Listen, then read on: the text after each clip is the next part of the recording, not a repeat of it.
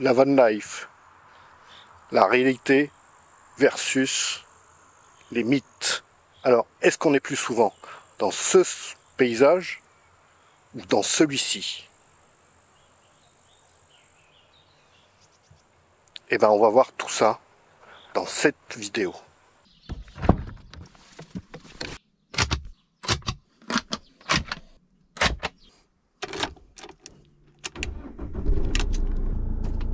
Si tu me connais pas, je m'appelle Gengis, je vis dans mon fourgon aménagé sur les routes à l'année.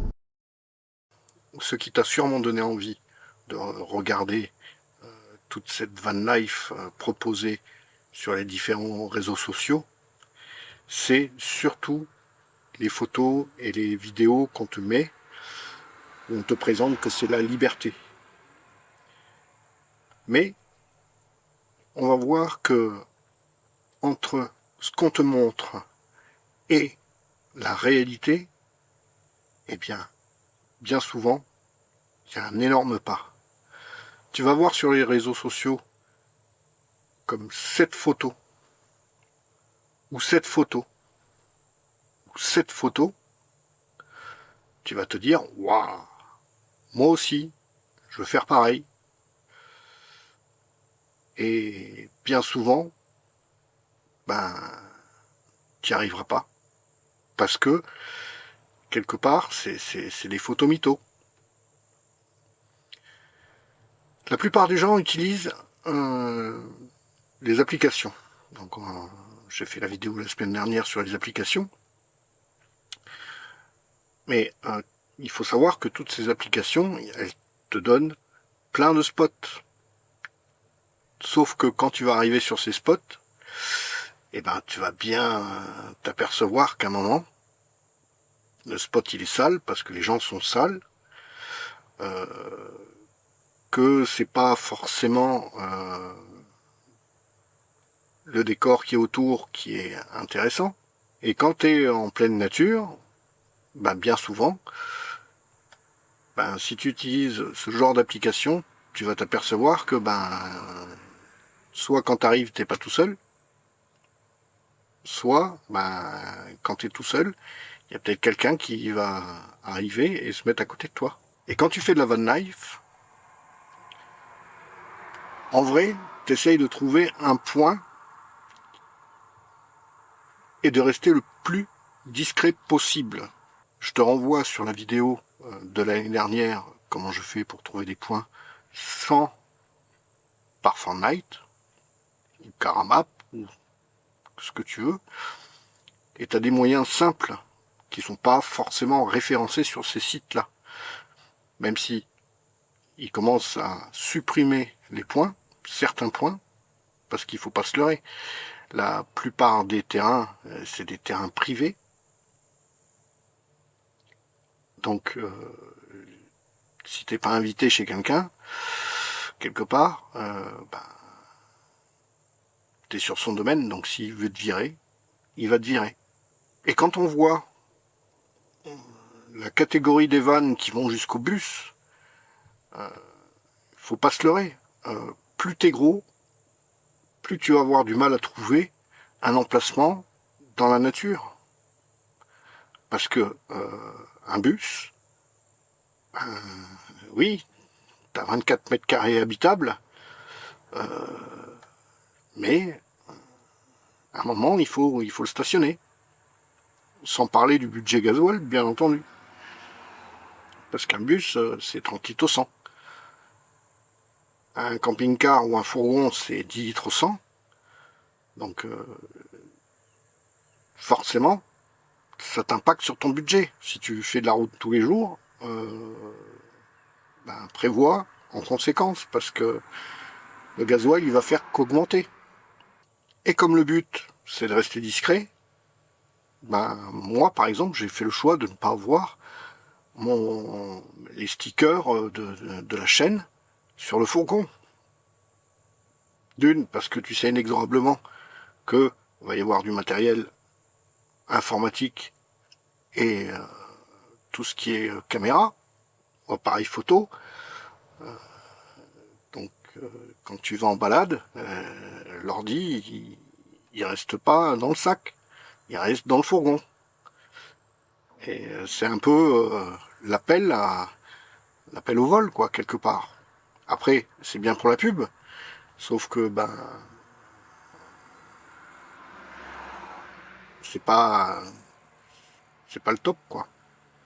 Et puis toutes les photos en bord de mer, si tu t'achètes un fourgon, un van, enfin ce que tu veux, un camping-car, et que tu veux absolument faire exactement les mêmes photos que tu vois sur Instagram, les photos instagrammables, hein, en ouvrant les portes arrière pour les fourgons et donner directement sur la mer, tu vas vite t'apercevoir que ben, c'est une utopie. Il y a quelques plages où tu peux le faire. Je pense entre autres à la plage Napoléon. Si tu connais pas, tu rechercheras sur Google. Où tu peux le faire. Mais tu vas te retrouver avec un nombre de fourgons et de camping-cars sur la totalité de la plage. Tu vas pas être tout seul, hein. Faut pas se leurrer. Et le bord de mer, si tu veux aller à Saint-Cyprien ou en Bretagne, tu vas vite t'apercevoir que juillet-août, si tu as tes vacances là parce que tu travailles, c'est complètement saturé. D'une, tu as une chance de te faire déloger. Au pire, tu te feras déloger avec une amende. Mais étant donné que c'est devenu la mode, c'est une mode, bah forcément, arrive un moment, il n'y a jamais eu plus de ventes depuis 2020 de camping-cars et de fourgons, donc mais le problème c'est que c'est un style de vie, c'est un style de voyage. Et si c'est pour rester au camping, achète pas ça et loue un bungalow, ça te reviendra moins cher. On va te dire oui, c'est la liberté, tu peux être dehors. Oui, tu peux être dehors, juin, juillet, août, septembre.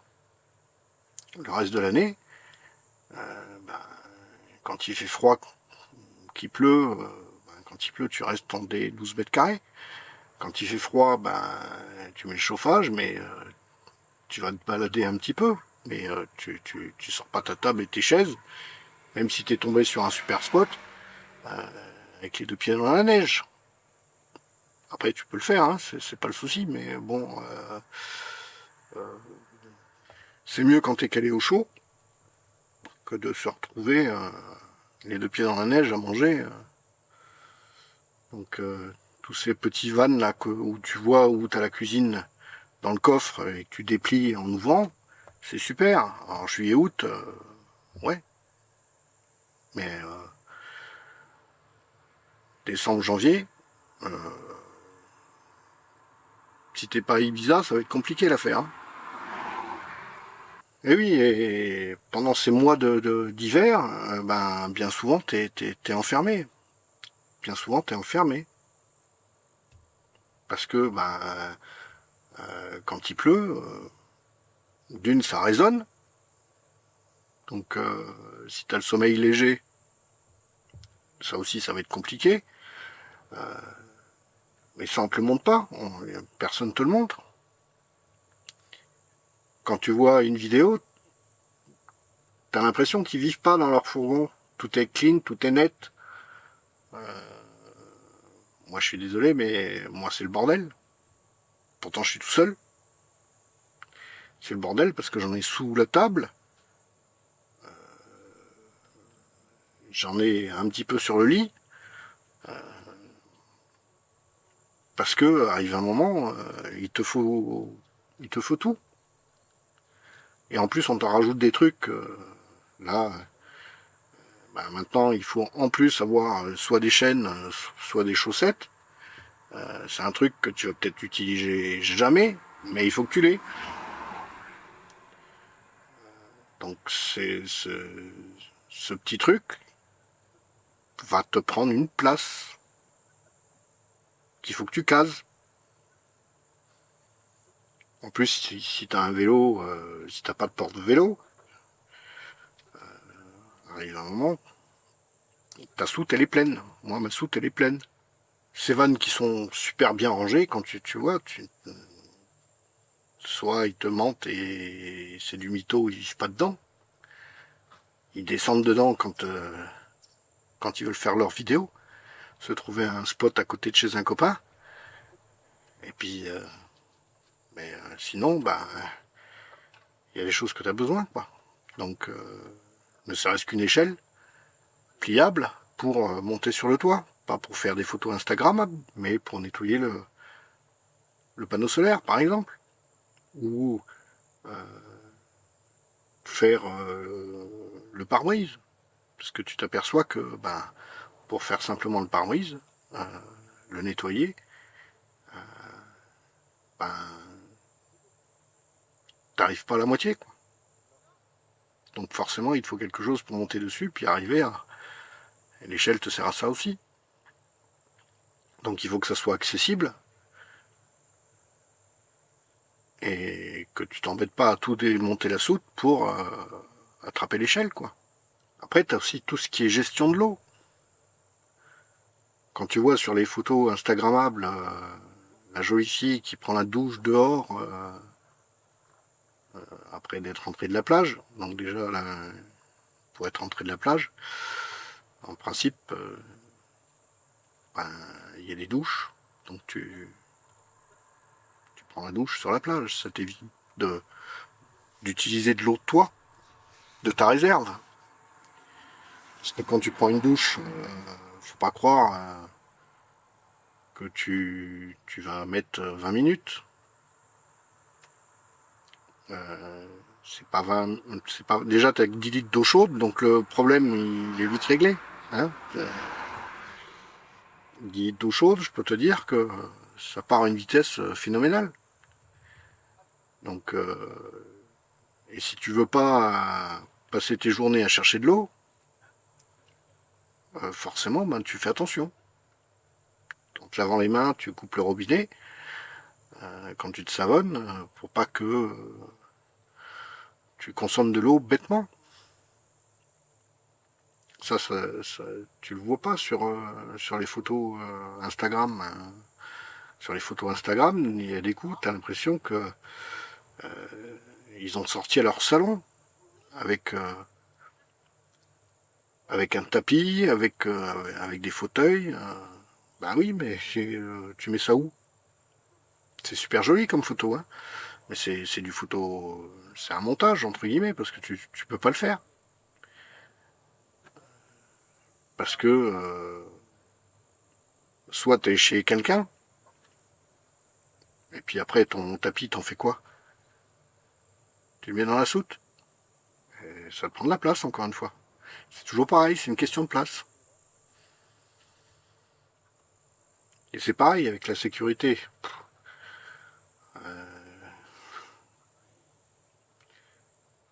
On va jamais venir t'agresser. Qu'est-ce que faut toutes ces légendes urbaines, c'est bon. Après il y a des points à pas s'arrêter, mais que tu sois en voiture ou en fourgon ou en vélo, c'est sûr que si tu dors sur un parking de station d'autoroute, les vols à la roulotte, c'est bien connu, quoi. Surtout sur l'autoroute des vacances, pendant la période de vacances. Donc, oui, tu sors de l'autoroute, tu te cales dans un petit village, et puis c'est fini. L'histoire, elle est finie. Il faut arrêter avec toutes ces légendes urbaines. Oui, ça arrive de se faire voler son camping-car. Pas plus tard que la semaine dernière, Manu s'est fait voler son camping-car et devant chez lui, quoi. Donc après, c'est repéré quelque part. Le mec il passe pas par hasard. Il s'amuse pas à faire toutes les rues d'une ville pour c'est repéré. Et vivre à l'année aussi, dans un camping-car, dans un fourgon ou dans un kangou. il faut pallier aux problèmes que tu peux avoir, aussi bien en mécanique, parce que si tu casses une pièce,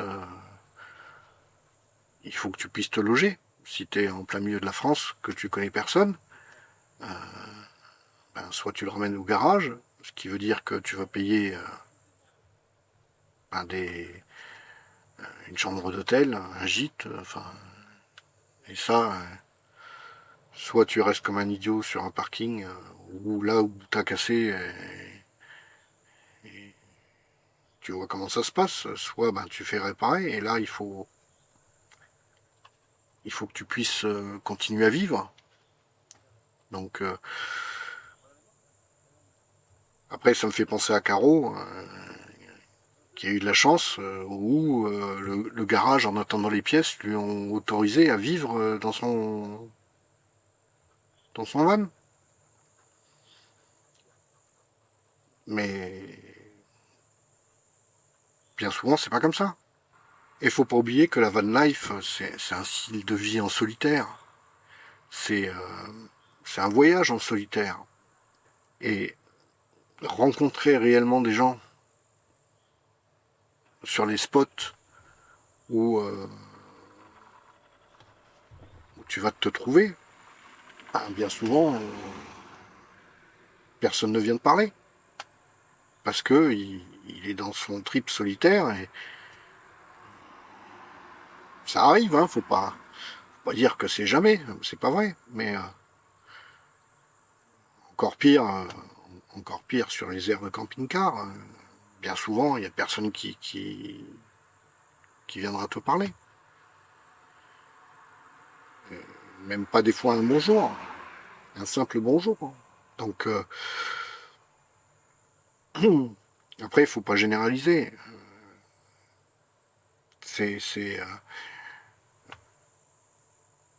Ça arrive, bien sûr.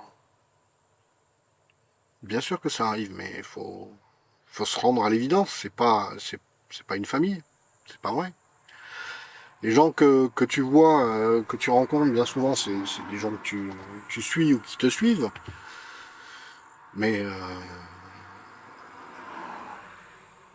ça s'arrête là. Bien souvent. Et moi, ce qui m'a surpris, quelque part, c'est le nombre de femmes seules qui vivent comme ça. T'as l'impression que elle est toute seule. Il n'y en a qu'une ou deux. Mais en fait, il y a des femmes de tout âge.